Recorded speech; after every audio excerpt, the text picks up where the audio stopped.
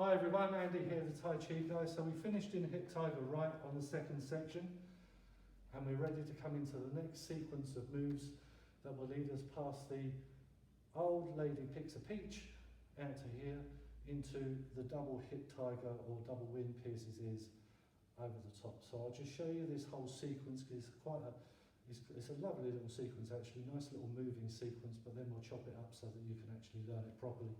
And again, this is the same whether you're doing it in this version of the form where you're in a constrained small space because you're self-isolating, or the full section of the form. The moves are exactly the same, no difference at all. So you've got your shoulder width stance, left toe out, right foot forwards, that right hand's up as high as your mouth, left hand's down in front of the dantian, turning it so that this little mouth of the hand here is facing the lower dantian. You start to sit back and lift the left up so that the wrist will come into the back of the right wrist.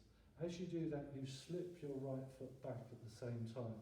This way you're bringing yourself into the centre of gravity. Now, because you're going to split your arms up, this right arm is going to fall down a little bit so it comes into the correct position, because at the moment it's in front of your mouth and it needs to be slightly over to one side so it will mirror that cross hands. Otherwise it'll be, if it hadn't moved, it's going to be in the wrong position in the centre. So it needs to just lower down over there so you've got that right position so that when you open those hands, they're going to be symmetrical.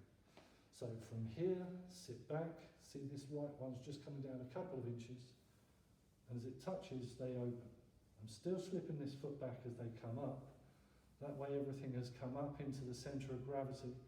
Then I can gather down and lift up and lift the knee high, turn the hands out, and they pull out to either side as you push the heel forwards. Then the knee lifts again and you lift into cross hands, you sink down, the heel touches the floor, the arms sweep out, they start to close into fists near the end, and you're in double hip tiger. This is the feeling you're looking for as you come forwards, and the internal movement is a little undulating, so it settles a bit.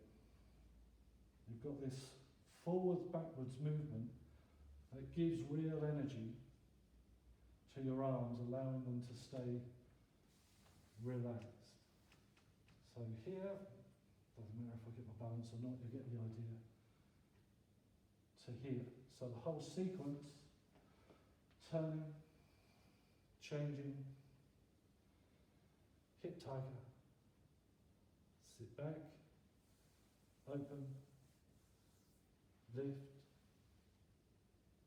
kick, lift again, sink down, heel touches the floor, sweep the arms out, double hip tiger.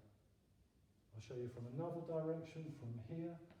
So if you're in your left hip tiger, turn into right hip tiger, over here, back,